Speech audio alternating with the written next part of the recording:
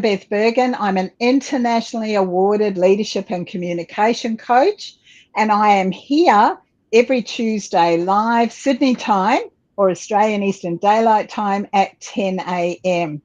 I am so excited today to present or to share with you my friend and our special guest today, Terese Finegan. Welcome, Terese. Hi, Beth. Thank you so much for having me. You can see in the background that Terese is not in the current heat wave that we're having in all sorts of parts of Australia. She, in fact, is on Vancouver Island in Canada. So I want to start by giving you a little bit of an overview of Terese's background. She shifted from Australia in January 2021 and took up a role as Director of Economic Development and Tourism in the district of Tumbler Ridge, which is way up in towards the top of British Columbia.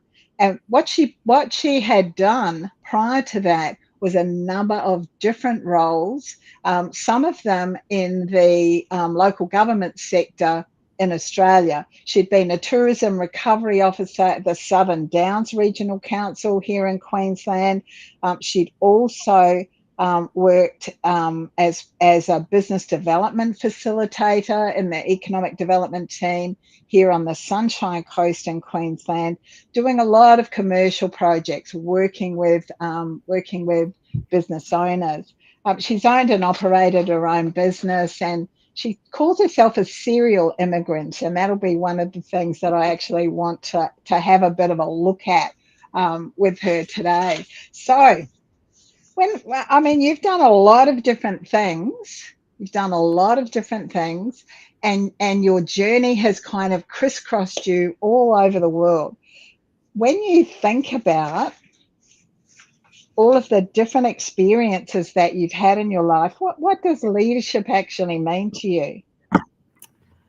Well, that's a very good question, Beth. And I just wanted to reiterate or explain the image behind me is not of Vancouver Island.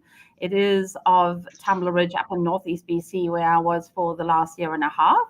So I thought I would share a cool picture for those that are watching from the Southern Hemisphere and are maybe sweltering in that heat, which I must say I am not missing. So we haven't had snow. We haven't had snow quite yet on Vancouver Island. We've had bits and pieces of it. But the picture behind me was of a helicopter ride over the area in Tumbler Ridge in April this last year, actually. So, one of my favorite places. Awesome.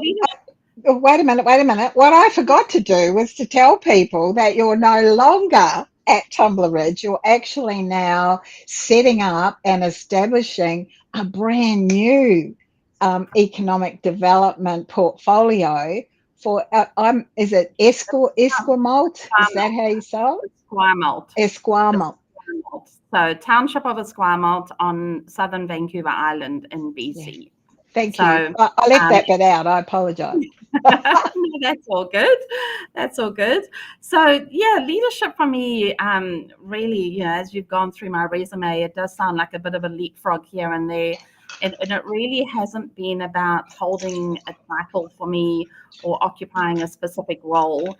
It really is about the way that you hold yourself accountable, your actions, the decisions, and practicing behaviors that inspire and hopefully guide other people. And my serial migrant journey has always involved that in itself involves navigating through uncertainty, facing challenges, taking a big dose of bravery and, being vulnerable. And sometimes my leadership journey, most of it being self-led at this stage, sometimes feels like I'm leading a pirate ship on mutiny. And for my Australian friends, I'll always say, it's a little bit messy and chaotic, and there's always havoc. So everybody always used to laugh at me the way I say havoc. So it's been a little bit crazy, but I feel with leadership, as long as you have a direction and you have an intent to get somewhere, Yep. you'll be where you're meant to be. I love your reference to it being about self-leadership. I think, and the reason I like that so much is because so many of us don't realize that actually leadership starts with us, and that if we when we're closing our eyes and truly reflecting on our own performance, if we don't have the capacity to lead ourselves, then it's unlikely that we're going to be able to develop the behaviors and the thought patterns and the skills that are going to be necessary, or that are necessary to lead a team. And yet we often forget about that because, as you said, well, uh, if you're whatever it is that you're doing, if you haven't learned to navigate uncertainty, if you haven't learned to be vulnerable, if you haven't learned to set a direction and your intention to get there, it doesn't matter whether you're just leading yourself or you're trying to lead a whole organization, you won't have success around that. Absolutely, and I think, in the times that I've known you, Beth, and I've worked with the others on others on the Sunshine Coast when I was in Australia, and even now in BC, personal development is and will always remain my biggest focus. And by personally developing myself and becoming more self-aware, self-regulating, having emotional intelligence, being mindful and intentional with my goal setting, I feel all my aspirations to lead a team would never have got to this point without me working on myself and making sure that I am a better version of myself today than I was yesterday. I often, get home and reflect on something that I did, yesterday, the week before, and go, what could I have done better? And it's a constant journey and, self-talking to myself. Okay, well, that went well. Do more of that. Or you could have adjusted some of your tone or some of your language. And I think it's that complete self-awareness that has helped me navigate some very turbulent times.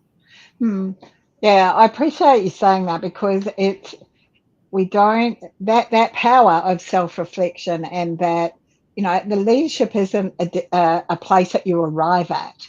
It's this constant journey, and there's always something else. And by looking at ourselves, I talk a lot with my coaching clients about this is about leadership and communication from the inside out. It needs to start with us, because if it doesn't start with us, then we're often the bottleneck, we're often the problem. And if we don't have self-awareness, we don't recognize that there's things that we need to change. Yeah. So, like, a lot of people are partway through or just beginning a leadership journey. When you think about those aspiring leaders, what are two traits or characteristics that you believe an aspiring leader would benefit from developing? Well, I think back to, probably my very early days of pursuing personal development. And if I look at notably my bookshelf is where I sort of start to see where my journey landed up. And for those following along at home, this was pre-internet day, so books were our best friend. And when I look at the books that I picked up around leadership, it started with emotional intelligence. And that was or emotional IQ, it was a term that probably wasn't used as much when we were all at school, speaking to people of my age and around that time. Emotional intelligence was something that was coined afterwards. And I think having one of that as a trait has been really important to me. And it takes a lot of work to do, and by no means ever perfect. You can ask my two nearly adult children. There are times when my parenting doesn't display the best emotional intelligence, but it's a work in progress. And I think focusing on that, and again being intentional about the emotional intelligence, is super important. the adaptability, when you have that ground or that sort of framework on the emotional intelligence, being more adaptable, being able to manage your emotions around stressful situations has been hugely important for me. And again, always a learning curve. As you said, it's a journey. You never go from A to B and go, that's it, I've arrived. Always reflecting on things that I've done in the past and going, yeah, I could have done better, or thought more carefully about the language that I use, the words we use. I think what you said earlier, that communication has become increasingly important to me as I've moved along in my leadership journey. And I think those two traits, the adaptability and the emotional intelligence, are really important to me. And I think when I look at people in my team, leaders, and if I see those two traits, it's really easy to follow them. It builds up that trust, it builds up a rapport, and you're able to then be led as well as be a leader yourself. Yeah. There's a lot in what you've said there. And what resonated for me as you spoke was the fact that a one-on-one conversation that we might have in the workforce, in employment with our colleague who sits right there next to us, that's quite different at that whole I'm a team member level than a one-on-one conversation that you would be having with your line manager, or a one-on-one conversation that you as middle management would have with one of your team members. And we actually, and I think this is kind of sums up some of what you were sharing with us. You actually have to be prepared to continue to grow those skill sets and to recognize that there's a difference between the way you might speak to your grandmother and the way you might speak to your best friend. Like, there's a whole change in language, and you have to be prepared to be adaptable and change that language, and also change your behavior when you're in a leadership role. I like that. I said to one of my clients recently that yes, it was fine for her to go out and share after work drinks with her team, but she should be the one that was going home at 6:30, not the one that they were scraping off the floor at 1:37 a.m. because everybody else had had enough and wanted to go home. So yeah, it's a difficult bridge to gap to bridge sometimes. So, and I think, sorry, Beth, if I just jump in there, I think with that adaptability and that emotional intelligence, as we mature and make better decisions when it comes to situations like that, I think that adaptability also speaks to responses. I think back in times when I've been at a table, either leading, a conversation or listening to a conversation, that adaptability to change the way you think or your preconceived ideas increases your flexibility. And I think that active listening and that communication then becomes an easier trait for people to see in potential leaders. Yeah. Thank you. That kind of puts a nice little bow on the conversation that we were having in terms of, your skills. You have to keep changing and sharpening those skills, and different skills suit different circumstances.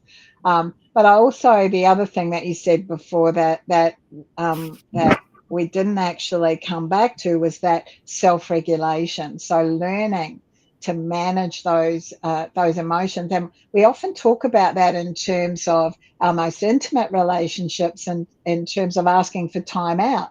If you feel yourself getting steamed, a strategy is to ask for time out. I need an hour. We'll come back and we'll talk about it then.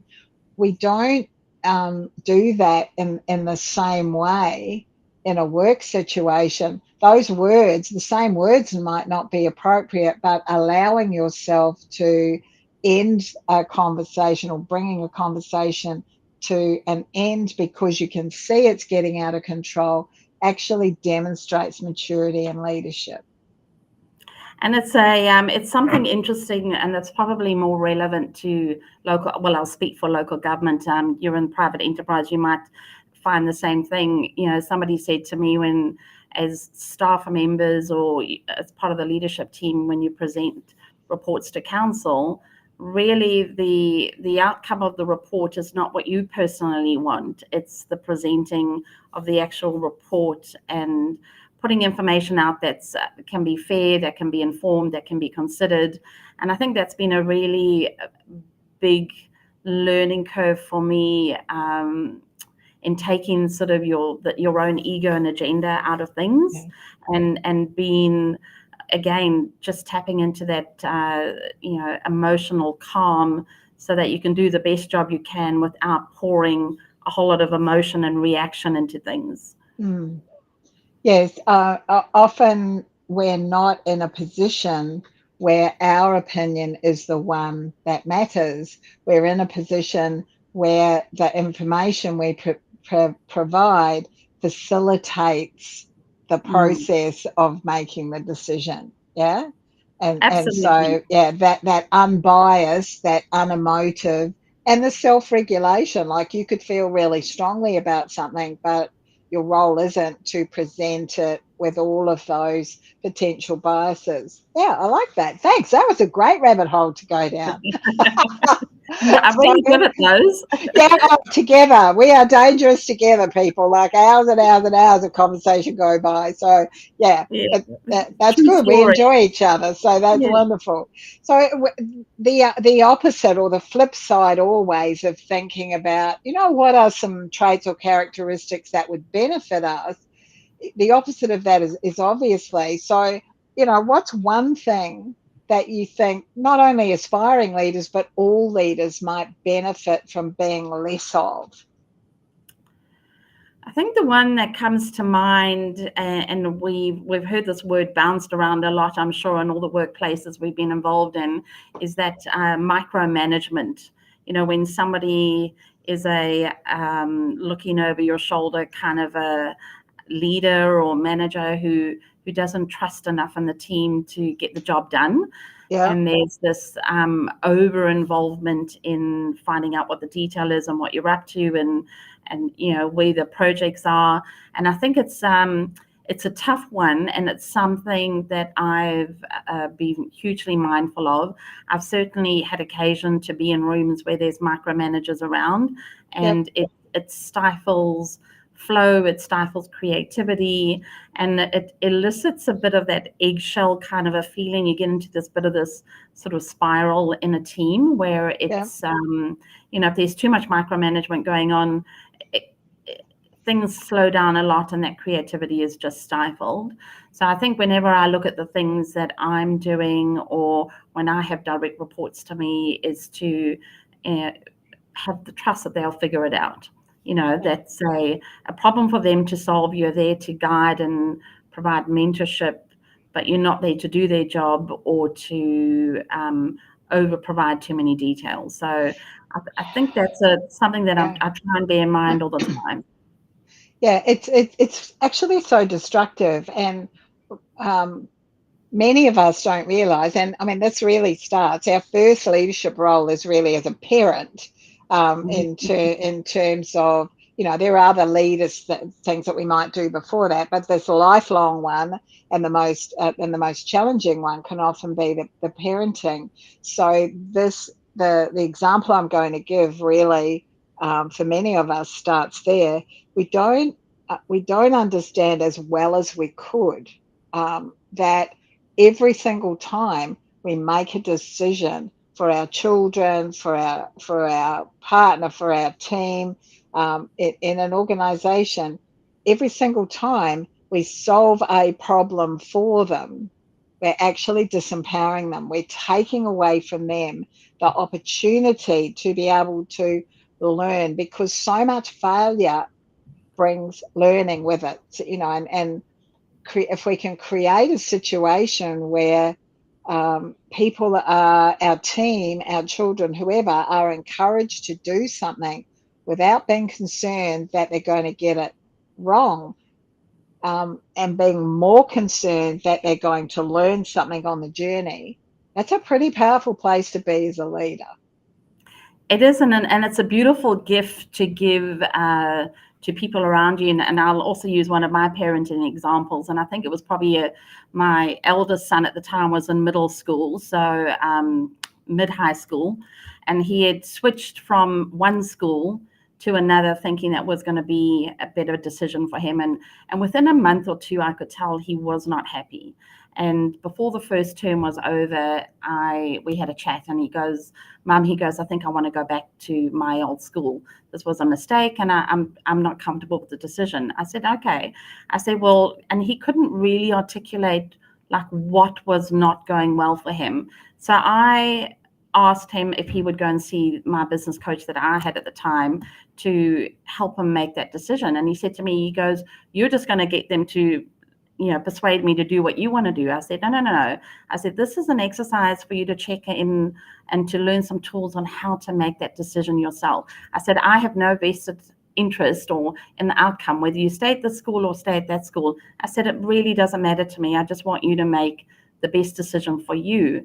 And he went and had an hour session with his business coach and went through some tools and, learned how he could check in that this was the best decision for him. And he came out and he wanted to move schools, and we did it within the next week, and all was well. But I really felt that was a valuable time for both of us, that he could trust me, that I would support his decisions, but that he had now the tools to start to learn how to make those decisions for himself. Yeah. I love that example. We don't do that enough with our team members, with our family members, because very often it's easier for us to do it ourselves. "Oh, well, I'll just make the decision then. Obviously, you're unhappy there. Let's get you over here." Or, "Obviously, you don't know how to do this. I'll do it for you." And it totally disempowers people, which is, and micromanaging. I love the language that you use. It just stifles everything. It does. Not just creativity, and that leads back to the fact, and this is an international statistic, most people leave their jobs because of poor management. They leave their jobs not because they're unhappy with the way they're being communicated with from those people who are responsible for managing and leading them. So, folks, no micromanagement. Cut it out of your plan. Get someone to help you. To help you. It's a trait you can unlearn quite quickly and easily. I think.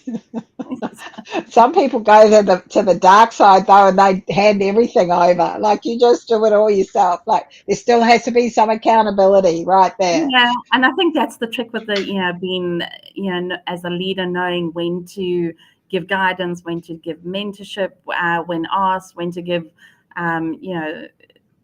more advice than has been asked for, trying to lead people down a path that you think is the better way. So it's definitely about finding that balance.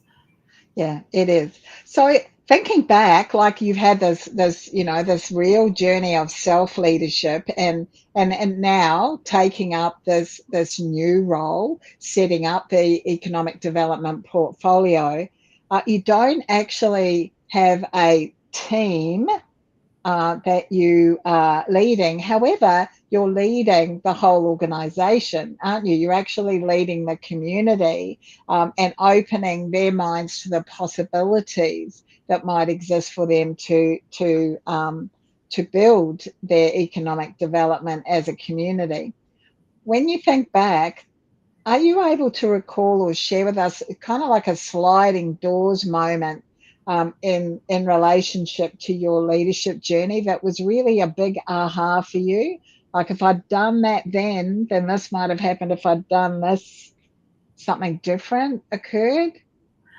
I think there's been lots of sliding doors, but the image that comes to mind are those roundabout doors in hotels where you can get sort of caught in a cycle.